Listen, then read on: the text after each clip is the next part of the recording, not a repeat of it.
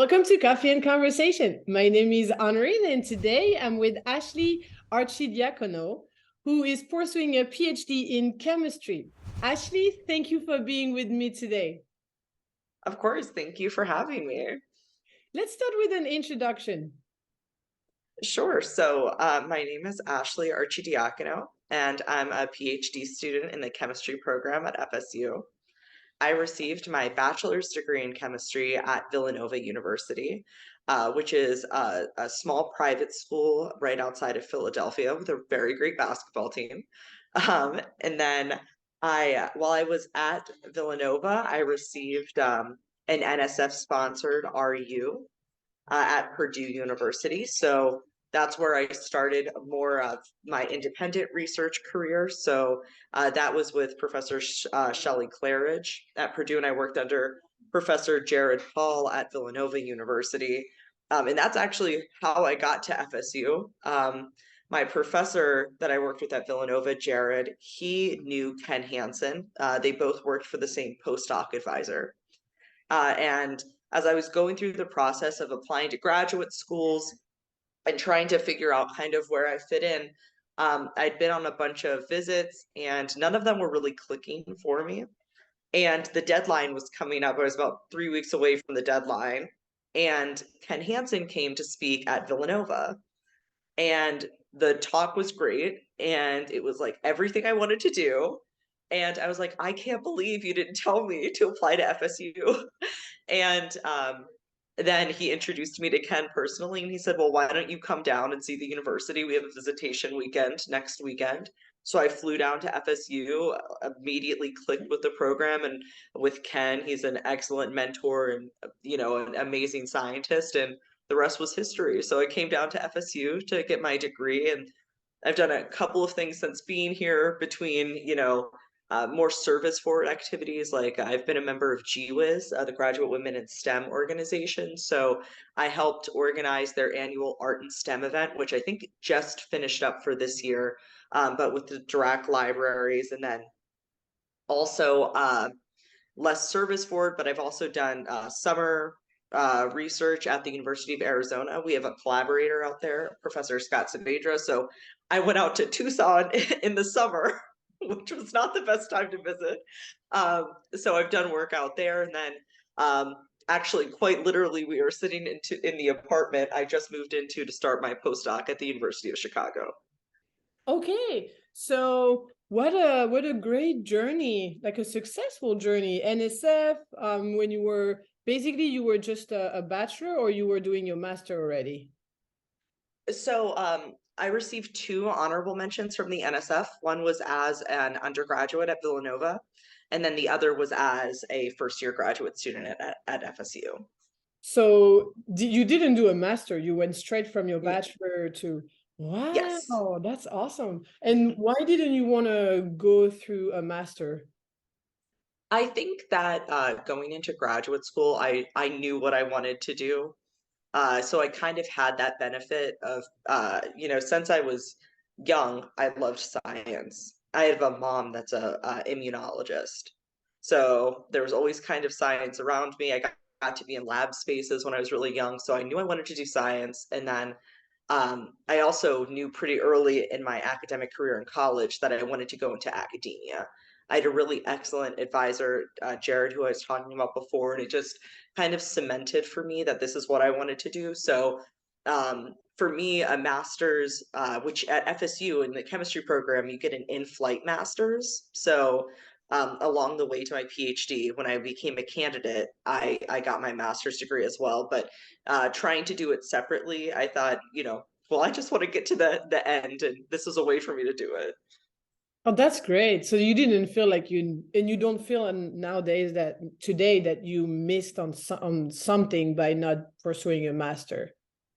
No, I think that one reason you may want to pursue your master's if you're going into chemistry would be if you want to engage in more diverse research. For people, if you had done an RU and if you hadn't done like the visiting scholar at U of A, I would have only had two research experiences. Now I have about, 4, and then beyond that with collaborations. So that's good for like diversity of knowledge. But I think that if I hadn't had those opportunities, perhaps I would have considered a master's degree. Okay. So let's talk more about your research. What was your dissertation about? So my dissertation is about the structure and dynamics of these molecular motifs that we've designed. So basically, if you think about nature, it all relies on the efficient energy and electron transfer. Specifically, when you think of like photosynthesis, right? So on photosynthesis, you have these green pigments in leaves called chlorophyll. And when you look at them and how they're arranged very particularly.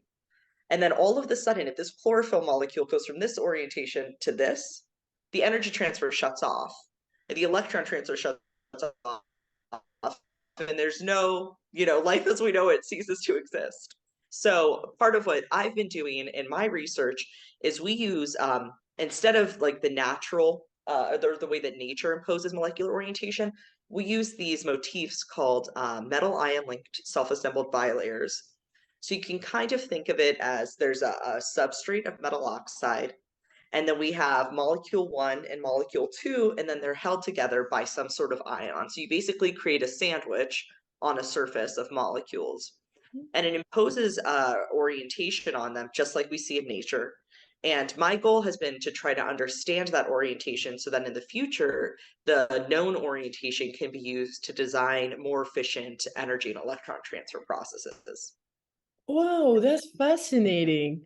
So besides research, you said that you're really into service. Um, Tell me more about that. Yeah, so there's as far as science goes, I think we all know that there are a couple of things holding uh, underrepresented members back. So, one is that you visually don't see a representation of yourself. Mhm. That holds people back. Also, you're not aware of the opportunities that are available, and also the internal kind of competition of, well, if there's only a few spots at the top, there are going to be even fewer for people that are just like me. Mhm. So I think those are things that I've actively tried to combat or educate on while I've been in graduate school and hope to in the future. So as a member of GWIS, I was talking about art and STEM, and I think that hits on a couple of things that are very important. And one is that science is for everyone. And I think often it's something that, you've even talked about it before, right? I'm not a scientist, it's hard. And I think that's because scientists make it that way sometimes. So presenting science in a way that's accessible and exciting and something that everyone can engage in is really important. So art and STEM is a way that we do that. So students, postdocs, they all submit pictures of their scientific artwork, and we display it in the Dirac libraries. And it's a way for undergraduates, anyone who goes through Dirac, to engage with science in a way that's like, oh, that's beautiful, I wonder what that's about, and then learn about someone's research underneath it.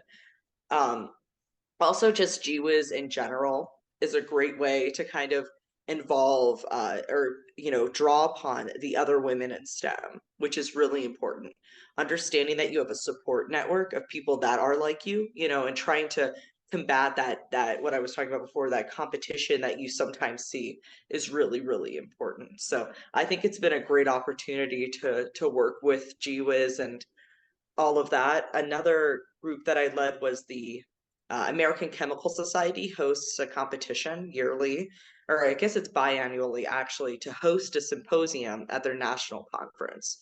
So I was the chair of the ACS Graduate Student Symposium Planning Committee, where we honored Professor Michael Kasha, who I was talking about before. Me along with a team of like 7 other graduate students from the chemistry department, from all different backgrounds, international, national students, like, all different ages, different research interests, but all united by the idea of, well, we like what happens when light interacts with matter. We hosted this day-long symposium, and we brought in spectroscopists, physicists from all over the country, like top players in the field, to talk about all of their work, and then specifically how their work was born out of some of the discoveries of Michael Kasha. So that was a super exciting, a great leadership moment, but also, a moment of service to kind of share all of these things with others. And we also fundraised about $50,000 that allowed us to support undergraduate travel grants. So specifically for students from underrepresented backgrounds to come to this national meeting, which is the place where many of them learn about graduate school opportunities. All right, awesome. And besides research, service, everything related to your research and school, what do you like to do on your spare time that is not academia? Well, maybe it's a chemist in me, but I love to cook. Hmm? I also, I was mentioning before that my dad immigrated from Sicily, so my nonna is an excellent cook. Mm. So I like to recreate our favorite Italian dishes. Also, I'd love to work out. I'll give a brief promo here if anyone's interested in finding a very comfortable, exciting space to work out at. Drip Drop Fitness. It's owned by an alumna of FSU, and it's like dance fitness, and it's a great community, and everyone's super supportive and loving. So that was very hard to leave when I moved to Chicago. But they have that's an excellent community that I'm a part of. I also, from a lab mate, have begun embroidering, which is a fun, yeah, little aside. My nonna was a seamstress at Saks Fifth Avenue when she came here from Italy, and I thought, what a great way to reconnect with her, if not through sewing. So for my last question, where do you see yourself in 5 years from today? Oh wow. Well, hopefully, I will be building my own independent research group.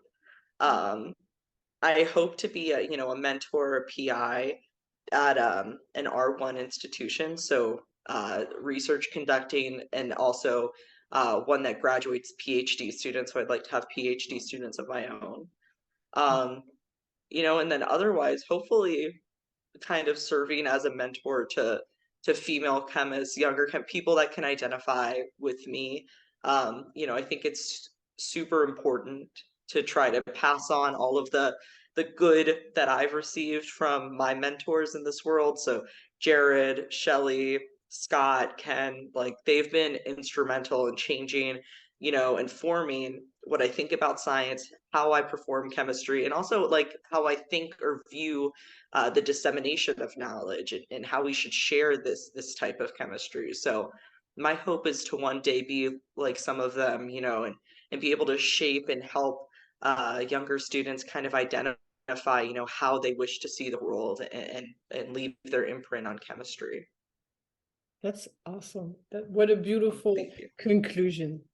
Oh, thank Thank you. you so much for your time. It was great to know more about your project, but also chemistry in general, and all the service around it, the different organization, which hopefully might help some of our viewers. So thank you so much for your time. Of course. Of course. Well, thank you so much for having me.